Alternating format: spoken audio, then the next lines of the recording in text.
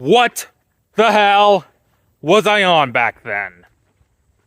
I can't believe it. I used to hate Ice Age 5.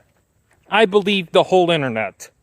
I can't believe I believed I was fooled into thinking that this was just a awful, unnecessary sequel and all that. Ugh, it's just so unnecessary. It's so cartoony and juvenile in comparison to the first one.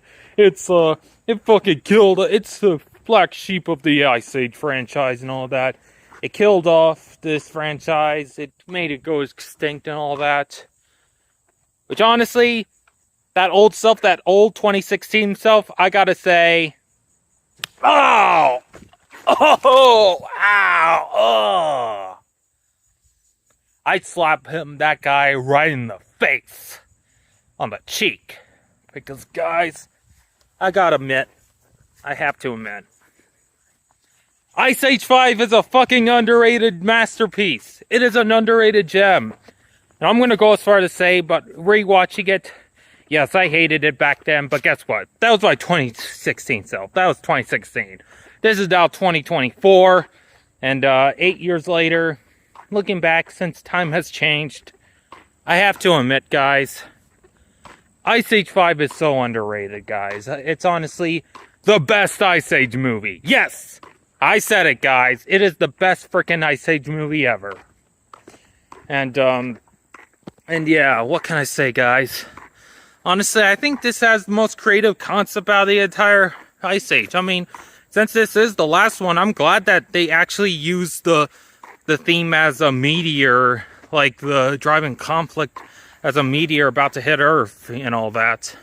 Honestly, I kind of felt like the stakes were high, guys. I mean, I'm glad all the different Ice Age movies are pretty consistent in tone. Like the first one, of course, is about the Ice Age. The second one, of course, is about things melting. Third one, dinosaurs underground. And even the fourth one, pirates and the continents drifting and all that, changing. And the fifth one, collision, basically asteroids coming to collide with Earth. Yeah, I'll admit, it is pretty consistent franchise because it goes well with the theme, honestly. It's easy to describe each one, honestly. But honestly, I think this is the best. Why? Because I think it does have a great coming-of-age story, I gotta admit, guys. I mean, Peaches here, Manny having to deal with letting Peaches move on and be more mature. Honestly, I gotta say, this movie's the Inside Out 2 of the Ice Age franchise. I mean, it has great mature themes, honestly, and all that. And since this is a franchise about evolution, I gotta say, nearly a decade later, the animation still looks beautiful, guys. And it's without a doubt the best looking Ice Age movie, I gotta say. I mean, all the locations are gorgeous, from Geotopia, which definitely was pretty similar to Mount Rageous, I gotta say. And even yeah, and just all the colors were great. Schemes of all that, like a bunch of pinks and purples and all that.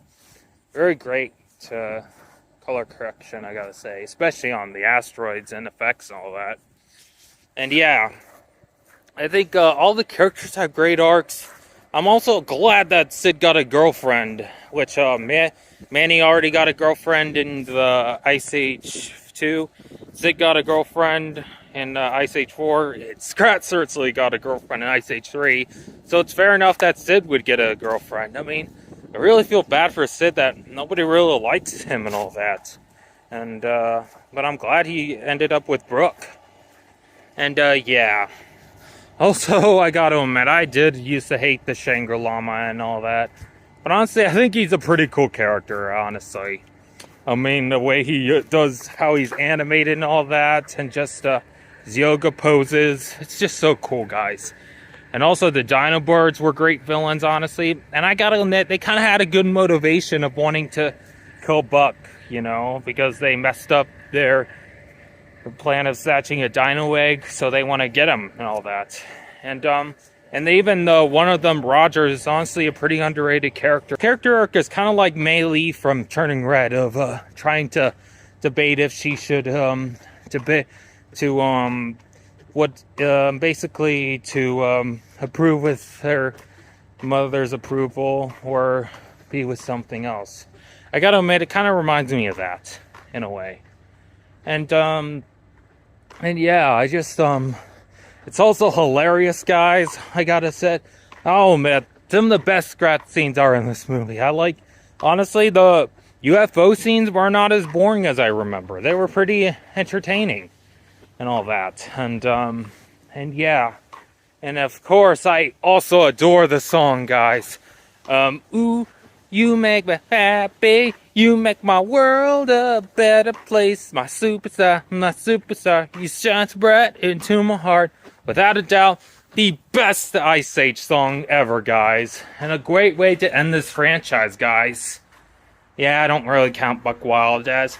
I don't hate it, Buck Wild, as I used to back then, but I gotta admit, I just find it mediocre. Not really canon to the Ice Age franchise. But this is a true ending in my book to the Ice Age franchise. I mean, people thought the Ice Age franchise would still go. They would be worried and skeptical if there would be a sixth one. But honestly, it didn't happen because, tragically, Blue Sky did shut down. Oh, we miss you, Blue Sky. You were a great studio. We will miss you. But yeah, guys. What can I say, guys? This is a freaking underrated gem, guys. And honestly, the best Ice Age movie to me. And also, it is without doubt, honestly, my favorite Blue Sky movie. I'm going to go in that far. And yeah, I think it is one of the best movies of 2016. And honestly, I cannot believe I was so hard to it at the time.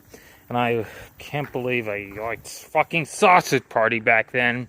And yet treated this movie and also Trolls 1 like shit. What the fuck was I on? Seriously, what the fuck was I on? Was I believing those terrible users at the time? Yeah, probably. I definitely was. Yeah. Overall, Ice Age Lizard Chords, it gets 2 mammoth mighty 2 thumbs up. Thank you for watching and go Poppy.